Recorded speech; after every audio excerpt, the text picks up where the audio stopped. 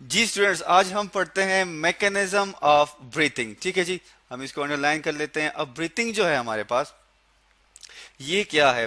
Breathing हमारे पास एक physical process है, हम यहाँ पे लिख लेते हैं that is the physical process. ठीक है जी, फिजिकल प्रोसेस का मतलब ये है कि इसमें हमारे पास रिब्स के मसल्स, उसके अलावा जो हमारे पास थोरेसिक कैविटी है उसकी कंट्रैक्शन रिलैक्सेशन जो है, इनका फंक्शन जो है परफॉर्म किया जाता है। तो मतलब ये है कि इसमें फिजिकली जो बॉडी है ये इन्वॉल्व होती है। अब हमारे पास जो मैकेनिज्म है ब्रीथिंग का, ये टू स्टेप्स में किया जाता है। एक को हम कहते हैं इनहेलेशन, हम यहाँ पे लिख लेते हैं। एक को हम क्या कहते हैं? इनहेलेशन। इनहेलेशन का क्या मतलब है?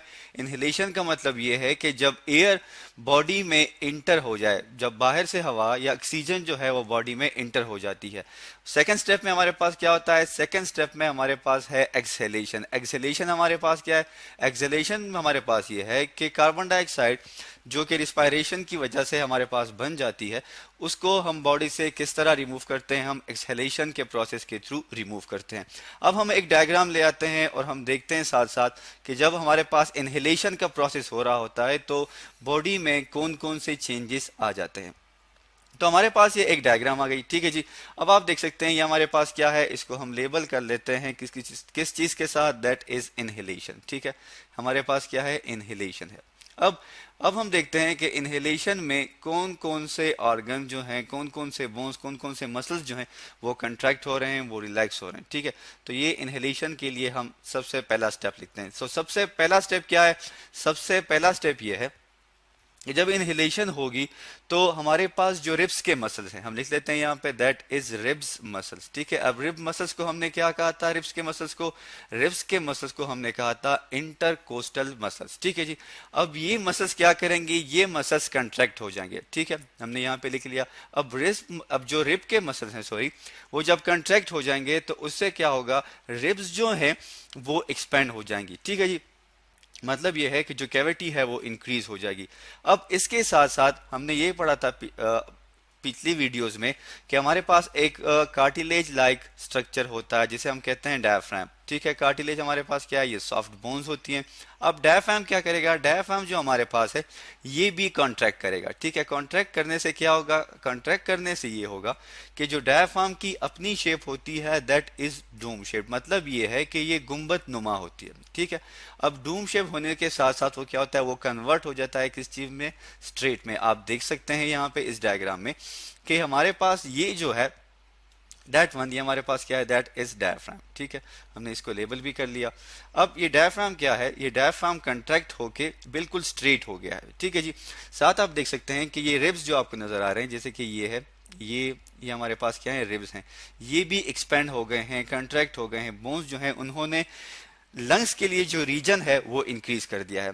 अब जब ये दोनों चीजें कंट्रैक्ट कर लेंगी तो इसका क्या इफेक्ट होगा? इसका इफेक्ट हमारे पास ये आ जाता है कि जो हमारे पास थोरेसिक एरिया है, ठीक है, हम लिख लेते हैं यहाँ पे that is thoracic area. Thoracic area कौन सा है? थोरेसिक एरिया जो है, सॉरी स्पेल को ठीक कर लेते हैं, दैट इज थोरेसिक, THORA, ठीक है, CIC, थोरेसिक एरिया। अब थोरेसिक एरिया या रीजन जो भी है हमारे पास ये इंक्रीज हो जाएगा, जिसमें चेस्ट जो है वो मौजूद है। अब जब ये एरिया इंक्रीज हो जाएगा तो अब इससे क्या हमारे पास इफेक्ट आएगा? इससे हमारे पास ये इफेक्ट आएगा कि चूंकि अब लंग्स के ऊपर जो प्रेशर है, ठीक है, हम लिख लेते हैं that is pressure, sorry, pressure जो है हमारे पास लंग्स पे वो कम हो जाएगा। ठीक है, प्रेशर इस तरह कम हो जाएगा कि जो थोरेसिक एरिया प्रेशर अप्लाई करता है लंग्स पे वो डिक्रीज हो जाएगा। जब वो डिक्रीज हो जाएगा तो बाहर से जो एयर है वो इंटर हो जाएगी इनटू द लंग्स। तो हम ये कहते हैं कि जो एयर है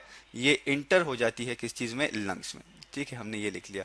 तो ये हमारे पास क्या है? ये हमारे पास मैकेनिज्म हो जाता है किस चीज का? इनहेलेशन का। आप देख सकते हैं यहाँ पे कि किस तरह यहाँ से एयर जो है ये इंटर हो गई है जो कि ऑक्सीजन की शक्ल में है, ठीक है, इनटू द बॉडी। अब हम देखते हैं सेकंड स्टेप जो कि हमारे पास क्या है? एक्सहेलेशन है। हम पहले की तरह क्या करते हैं? एक डायग्राम ले आते हैं और देखते हैं कि किस तरह के इसमें हमारे पास चेंजेस आती हैं। आप देख सकते हैं यहाँ पे, अब इसमें आप देख सकते हैं अगेन हम क्या कहेंगे? हम रिब्स की बात करेंगे। हमारे पास रिब्स के जो मसल्स थे जिसको हमने इंटरकोस्टल मसल्स कहा था वो क्या हो जाएंगे? वो रिलैक्स हो जाएंगे। ठीक है जी, इसके अलावा और हमारे पास कौन कौन सी चीज़ें रिलैक्स होंगी? अब हमारे पास जो रिलैक्स होंगी, अगेन डायफ्राम जो है, ठीक है, हम लिख लेते हैं डायफ्राम क्या है, ये हमारे पास कार्टिलेजिनियस स्ट्रक्चर होता है, सॉफ्ट बोन्स होती हैं, वो भी साथ साथ क्या हो जाएंगी, रिलैक्स हो जाएगी। मतलब ये है, आप देख सकते हैं यहाँ पे, ये हमारे पास क्या है, डायफ्राम है, जो कि दोबारा क्या कर रहा है, दोबारा अपने शक्ल में जो कि उसकी डोम शेप स्ट्रक्चर थी, गुंबद नुमा स्ट्रक्चर जो थी, उसमें वो वापस आ गया है। ठीक है जी। अब आप देख सकते हैं, आपको ये डॉट्स नजर आ रहे हैं, ये डॉट्स, इन डॉट्स का क्या मतलब है? इन डॉट्स का मतलब ये है कि जब एयर जो है वो इंटर हो रही थी इनटू द बॉडी, तो उस वक्त क्या हुआ, ये चेस्ट कैविटी इतनी इंक्रीज हो गई थी। ठीक है, आप देख सकते हैं ये एरिया चेस्ट कैविटी का इंक्रीज हो गया था, लेकिन जब अब एयर यहां से बाहर निकलेगी तो थोरैसिक एरिया जो है वो हमारे पास क्या हो गया है, वो हमारे पास अगेन जो है वो कम हो गया है। ठीक है, सो हम ये कह सकते हैं कि जो थोरैसिक एरिया है हमारे पास, ठीक है, दैट इज थोरैसिक एरिया, वो क्या हो गया है, वो हमारे पास डिक्रीज हो गया है। ठीक है, हम लिख लेते हैं यहाँ पे। अब वो जब डिक्रीज हो गया है तो वो प्रेशर अप्लाई करेगा किस चीज पे, लंग्स पे। तो हम लिख लेते हैं कि यहाँ पे जो हमारे पास प्रेशर था ऑन लंग्स वो इंक्रीज हो गया। ठीक है, जब प्रेशर लंग्स पे क्या हो जाएगा, इंक्रीज हो जाएगा। अब उसकी वजह से क्या होगा, उसकी वजह से ये होगा कि जो एयर है, जो कि हमारे पास क्या है, अब कार्बन डाइऑक्साइड है, ये बॉडी से बाहर की तरफ निकल आएगी। ठीक है जी, तो इस तरह हमारे पास एक्सहेलेशन का जो प्रोसेस है ये भी कंप्लीट हो जाता है। तो ये 2 स्टेप मैकेनिज्म है, आप यहाँ पे देख सकते हैं, दैट इज इनहेलेशन, कि किस तरह रिब्स जो हैं वो कंट्रैक्ट हुए, एक्सपेंड हुए, और आप देख सकते हैं यहाँ पे हमारे पास एक्सहेलेशन, कि किस तरह रिब्स जो हैं वो दोबारा रिलैक्स होके क्या करते हैं, लंग्स के ऊपर प्रेशर अप्लाई करते हैं, और जो एयर है वो बॉडी से बाहर निकल जाती है। अब हमें ये पता है कि जो नॉर्मल ह्यूमन बींग्स जो होते हैं उनका जो नॉर्मल ब्रीथिंग रेट है, ठीक है, दैट इज, हम लिख लेते हैं, जो हमारे पास नॉर्मल रेट है ब्रीथिंग का जब वो रेस्टिंग कंडीशन में होते हैं, ये हमारे पास 60 to 20 टाइम्स होता है पर मिनट। मतलब ये है कि 1 मिनट में 16 से 20 बार जो है हवा जो है ये हमारी बॉडी में आती है और बाहर निकलती है। इसके बाद हम ये कह सकते हैं कि अप टू लार्ज एक्सटेंट, मतलब काफ़ी हद तक जो है हमारे पास ये जो ब्रीथिंग है इसको हम कहते हैं कि ये इनवॉलेंट्री है, हम इसे कंट्रोल नहीं कर सकते। कुछ वक्त के लिए हम इसे कंट्रोल कर सकते हैं, but due to some pressure, क्योंकि एयर जब आपकी बॉडी में नहीं जाती तो ये क्या करती है, ये आपकी बॉडी को अफेक्ट कर सकती है, तो अगेन ये इनवॉलेंट्री हो जाता है। अब ब्रीथिंग को अफेक्ट करती है कौन सी चीज़ है, कार्बन डाइऑक्साइड की कंसंट्रेशन जो है वो भी अफेक्ट करती है किस चीज़ को, ब्रीथिंग रेट को। अगर कार्बन डाइऑक्साइड जो है वो बॉडी में ज़्यादा है, ठीक है जी, अगर कार्बन डाइऑक्साइड बॉडी में ज्यादा है तो ब्रीथिंग रेट क्या होगा, ज्यादा होगा। अगर कम है तो उसी हिसाब से वो नॉर्मलाइज हो जाएगा। ठीक है जी, इसी तरह हम ये कहते हैं कि जब रिस्पायरेशन का जो रेट है, सेलुलर रिस्पायरेशन की जब हम बात करते हैं, हम यहाँ पे लिख लेते हैं that is respiration. Cellular respiration में क्या होता है, ग्लूकोज मॉलिक्यूल जो है वो टूटते हैं किसकी मौजूदगी में, ऑक्सीजन की मौजूदगी में, जो कि प्रोड्यूस करते हैं किस चीज को, कार्बन डाइऑक्साइड को। अब जब हम क्या करते हैं, कोई एक्सरसाइज करते हैं या जब हम कोई मुश्किल सा काम करते हैं तो उसमें रिस्पायरेशन रेट जो है वो इंक्रीज हो जाता है। क्यों? कि बॉडी को जरूरत होती है किस चीज की, एनर्जी की। अब जब एनर्जी की जरूरत है तो जो ग्लूकोज के मॉलिक्यूल हैं वो टूटेंगे, जिसकी वजह से कार्बन डाइऑक्साइड की प्रोडक्शन बढ़ जाएगी।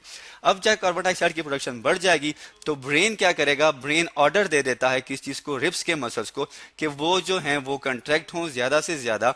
ठीक है, जब वो ज्यादा से ज्यादा कंट्रैक्ट होंगे तो उससे क्या होगा कि जो एरिया है लंग्स के लिए वो बढ़ता जाएगा, और जो रिस्पायरेशन का रेट है, या सॉरी जो ब्रीथिंग का जो रेट है वो इंक्रीज हो जाएगा। तो हमारे पास रिब्स के जो मसल्स होते हैं वो कंट्रैक्ट होते हैं, और ये इसी तरह जो है फिर हमारे पास जब ब्रेन उसे क्या करता है, इंफॉर्मेशन देता है रिब्स को, तो हमारी जो नॉर्मल ब्रीथिंग होती है वो चली जाती है, दैट इज 30 to 40 टाइम्स पर मिनट। ठीक है जी, तो इसका मतलब क्या है, इसका मतलब ये है कि जो ब्रीथिंग रेट है वो इंक्रीज हो गया है। तो इसी तरह जो है हमारे पास ब्रीथिंग का मैकेनिज्म को कंट्रोल किया जाता है किस चीज़ के थ्रू, ब्रेन के थ्रू और डिफरेंट फंक्शन के थ्रू। तो आज हमने पढ़ा that is the mechanism of breathing, जिसमें हमने इनहेलेशन के बारे में पढ़ा, एक्सहेलेशन के बारे में पढ़ा, और उसके बाद जो है हमने पढ़ा दैट इज नोन एज हम इसको लिख लेते हैं दैट इज एक्सहेलेशन। और उसके बाद हमने पढ़ा कि नॉर्मल और जब हम काम करते हैं तो उस वक्त हमारी ब्रीथिंग रेट क्या होती है।